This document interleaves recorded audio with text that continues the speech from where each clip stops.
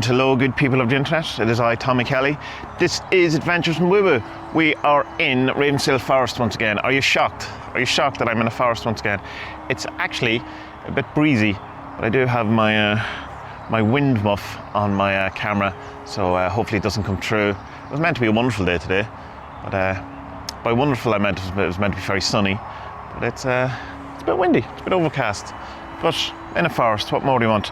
This week we are doing the one card 47th Divinations that we do every month for people on Patreon, where if you're on Patreon you get to ask a question of the 47th, or you get to ask me to ask a question of the 47th, and I pull a card and then say what my interpretation of it is. This month we don't have that too many, we've only got 6 questions, so just get into it, straight into it, and see what happens. I hope everyone is doing well. I am getting my first vaccine tomorrow, so I'm looking forward to the full 5G coverage and the knowledge and conversation of Bill Gates that comes with the Pfizer injection. So that's good news. So let's start. Natasha, is my source giving me accurate information, or are they too emotionally involved and only give me what they feel happened? Let's see what the 47s have to say about that. Is it accurate or is it emotion? Okay, so it's the librarian. Got the name on my own card wrong. That would suggest that it's fairly accurate, in that because the librarian would represent, knowledge, books, things that are written down, rather than interpretation of these things. It's a storehouse of knowledge. It's a kind of even though I suppose like books of course have a biased slant and all that, but in the kind of theory or the principle of things, that a library is just a place that has knowledge without, and you bring your own opinion to it. So it would suggest to me in this case that the librarian was saying that it's accurate enough in the sense that you're never going to not get away from having some sort of emotional response to whatever the situation is. But are they too emotionally involved and only giving me what they feel happened? I would say no, within reason. Of course, we all colour the world with our opinions, our personalities, our traumas, our various, inconsistencies, incongruities towards that. But given that it's the librarian, I would say that, on your own head be it, of course, this isn't the divine word of God saying this, that it would seem that it's accurate enough, or at least somewhat representational of what happened. Bira, I'm considering maybe going on a trip in early July. Good for you. But it's to a place I haven't been before. Good for you. With a group of people I don't know well. That's getting into dangerous territory for me. I don't even like going on trips with people I know well. Any insights about what it would be like and my likely experience if I went? So that would be more than welcome. Okay, so general experience about Vera's trip in July to somewhere she hasn't been with people she doesn't really know. Vera, please don't take this the wrong way, but that's the desperate. So that's suggesting that if you were to believe this divination, that it's saying that it's not a particularly good idea, or that in some way it'll cause you stress or anxiousness or general despair. It's the worst card in the deck, obviously, by far. Depending on context, you could make an argument for a few other ones, but it's the nadir, it's the lowest point, it's the thing where everything is going wrong and you feel overwhelmed and you feel that you can't deal with it. So, as I always say with the divinations, it is never to take them as the one true way, the truth, the exact word of God, a divine prophecy, the actual answer. See it more as advice from a friend that you may trust, but they're not infallible, and it's another way of looking at things.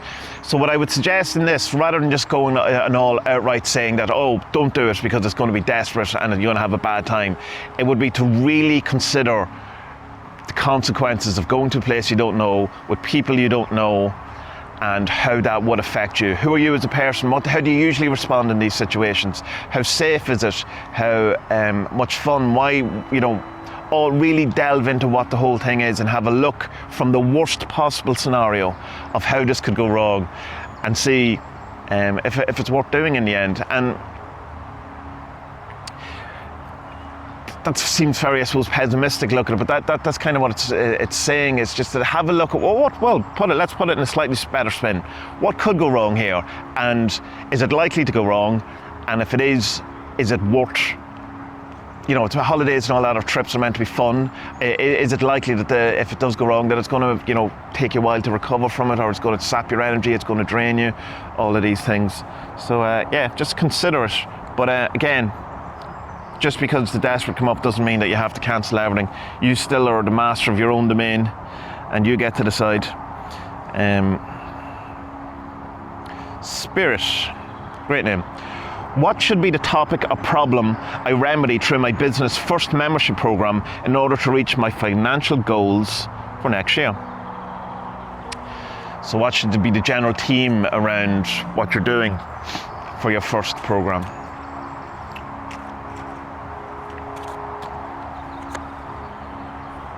So the conductor. So the general theme then, the conductor is the representation of taking the control of your own life rather than, you know, kind of going by gut instinct, or, well, not going by gut, but like going by surrendering or allowing things to happen or just seeing where things go. You know, just, it's not about going with the flow. It's about saying, no, I'm in control of what my destiny is. I'm in control of what I get to do. I make the decisions. I'm the person who's going to decide what my life is and what I'm going to do with it, rather than being at the kind of whims of the universe, or, you know, leaving it to divine providence or to some sort of, you know, that kind of feeling your way through life. See what happens, just go with the flow. It's not, it's the opposite. So I guess the kind of theme that topic of problem would be how to have more control, autonomy, sovereignty, say, how to conduct your life. And that would be a good kind of theme to bring up. How do you do that? You know, it's interesting because it's one of the things that it's very prevalent in magic, in that you have to first, you know, acknowledge your sovereignty or your authority or your right to do anything before you can command spirits or the world or whatever. That it's putting yourself at the center of the universe first. And so yeah, there's a whole gamut of stuff you could talk and deal with around that, about, you know, being sure you get, you know, increasing your confidence, being more sure of yourself, discovering what it is exactly you want. That's like the hardest question for most people. What do you actually want? You know, it's very easy to let over to the whims of the universe or to fate, or just go with the flow, because you just kind of don't know what's going on or what I want, and it's kind of, oh, I'll let the world tell me who I am. So, you know, maybe goal setting, or, you know, just working out what people want to do or something around that. I think it'd be a very worthwhile kind of program that a lot of people could benefit from. Marco, are we getting a more relaxed summer ahead? Nice, wouldn't it? Want it safe. But you didn't ask me, you asked 40 servants. And the answer is the thinker. So the thinker is thinking of things intellectually, rationally, and rather than kind of basing it on hope or what you want the world to be, or, you know, it's like the opposite of the seer, it's the opposite of intuition. It's rational, it's maths, it's working out. So that seems quite in relation to a pandemic situation, that it's going to depend on numbers, as we know, and that the rational decision is the decision that's going to be taken ultimately for the betterment of all. So are we going to have a more relaxed summer? I would say no, given that, in that it's probably more likely that it's to have a safer summer than a relaxed summer. But again, time will tell. I don't really see divination, I suppose, as prophecy so much as a viewpoint. So I would say, rather than a direct, no, we're not going to have a relaxed summer, we're going to have to look at the numbers. We're going to have to see how it goes. And possibly it's undecided yet, because we don't know. We don't have the information. We don't know how Delta variant's going to deal with people. We don't know how people are going to, is the vaccine thing going to ramp up? Are people going to, stop taking it? From, all of these variables that are still up in the air that we don't know. So we have to think about it rationally. We have to really get it down on paper. What is the good thing to do here? Okay. Abraxas. How can I move forward? Well, the standard answer of Abraxas, of course, is 1 foot at a time. But I'm assuming you know that. But let's see what the 40 servants have to say for you. Oh, well, here we go. The planet.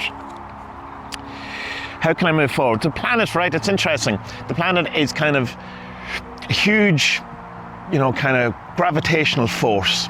While it has, its own kind of center, whatever, it attracts round it in its orbit crud, ideas, not a planet, but you get if you're taking it that you're the planet, people, books, theories, pendulums, if you want to talk in reality transurfing type things, and you've all of this kind of surrounding yourself. It's like all of your roles, all your shadows, all of these things. And so how can you move forward is to start looking at that stuff. And I mean, the simple answer is, how do you move forward is always to do shadow work. But what is in your orbit? What is in your gravitational field? What is surrounding you? What are the ideas, the people, the books, the theories, the traumas, the good, the bad, the uglies that you have surrounded your body with? It's in you, like if you want to take from a real new age thing, what's in your aura, man? What are you carrying around with you? What emotions have you in your pocket? What stories are you telling yourself that you keep in, I don't know, in your hood or something? I don't know, but I ran out of metaphors very quickly with that one. But yeah, so what are you surrounding yourself with? What's in your vicinity that you're calling you, but that isn't you? It's just things caught in your orbit, caught in your aura. It's like that kind of idea of, I don't like, I don't know, black pudding, sausages, bananas, whatever it is. And then you suddenly realize that, no, it's not me who doesn't like bananas. My mother who doesn't like bananas. And I just assumed I don't like bananas because I have that voice in my head. Or, like these kind of thoughts that sometimes you catch yourself going, I don't even believe that, but it's something that I have taken on because, excuse me, someone else has said it's true or has been ingrained in me. It's a societal truth. And I just have a real hard look at yourself, Abraxas, and see what's going on around you. And by that, you'll be able to move forward, because it'll probably just mean that you have the ability to just drop some crud that you don't need. You just go, why am I believing that? Why am I holding on to this friend who does nothing but bring me down? Why have I still got a kind of a fondness for this particular, philosophy when it's, clearly bunk? Why am I holding to this societal norm? Why do I believe this conspiracy theory? Why do I not believe this conspiracy theory? Or whatever it is, that there'll be some kind of thing that as soon as you drop it, then you can move forward. Jason, I did some magic a while back with slow but steady results. Is it still in progress, or is it time to refresh that working with a fresh start? That's a good question. It's always hard to know. I remember from my own experience the hyper sigil I did with them, thinking it was over and done, and it failed working. But at that point I was literally still in it, and it was only after I came out of it that I could see I was clearly still in it, but at the time it felt that it was over and not working. So I understand where you're being, and I think these are great divination questions, because they're, you can get kind of good insight into this.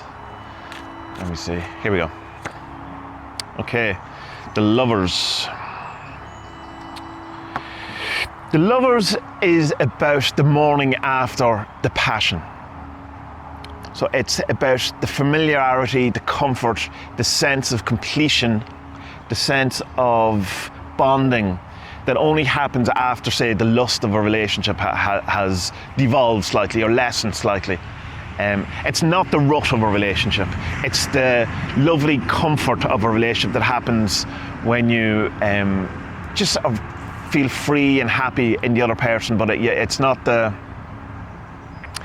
initial kind of spark of lust or of manicness or of that kind of overwhelming kind of excitement, love period. It's the like the honey, just after the honeymoon period, before the rot, right? Before it all falls apart or whatever. It's the good bit. So, is it still in progress? Time to refresh? I would suggest then that it's time to refresh, because you've gone over the pinnacle, the peak of whatever that was doing, and you're now into the comfort stage, the good stage, the steady stage, you know, the best friend stage, the do anything for each other stage, you know, probably not having sex quite as often stage or whatever. It's the so you're more into the comfort of this walking, this ritual. And so when we get to that, to make sure it doesn't go to the rot, to make sure it doesn't fall apart or the relationship goes in different directions, is you have to keep the romance going, right? You have to keep working at it. You have to keep holding the person's hand. You have to keep buying them flowers, or you have to, you know, just keep at it and listening, and, you know, not kind of separating. So you have to put a bit more effort into it. So that would suggest to me, in the kind of context of the question and how these kind of things are metaphorically linked, in that, yeah, you're in a good place with this thing, things are working out, you had slow, steady success, and successful, but now let's work on it again and see that, let's attack it from a different way, let's try to continue it, let's try to build it up, maybe, you know, find new things in it or whatever, and have a look at it that way. So yeah, hope that's helpful. In the short, very, very short answer is, yeah, you need to start refresh and work on it again. But don't banish what you've done. That would be very clear. Keep what you have, it's fine. Work on it as a more sustained, ongoing, magical working is what I would suggest. So that's it. There was only 6 questions this month. Obviously, everyone's lives are being answered, or that there's no secrecy or things being hidden from people. I'd say we do these every month. So if you want to in on it, just join up to Patreon at any level, and a whole host of stuff over there. Anyway, apart from all this. And yeah, so that's it. There is a very noisy tractor just appearing. I will take that as my cue to go. Good people of the internet, may you have a wonderful time. May your futures be bright. May your best days be ahead. And generally, just be well and try to, you know, enjoy yourselves and let go of your crud and see what's in your orbit. Work in those relationships. Take, you know, control of your life, and don't despair too much, because despair is that destroys lives, and it destroys the magic. That's takes away the magic. So, good people of the internet. Until next time, be well.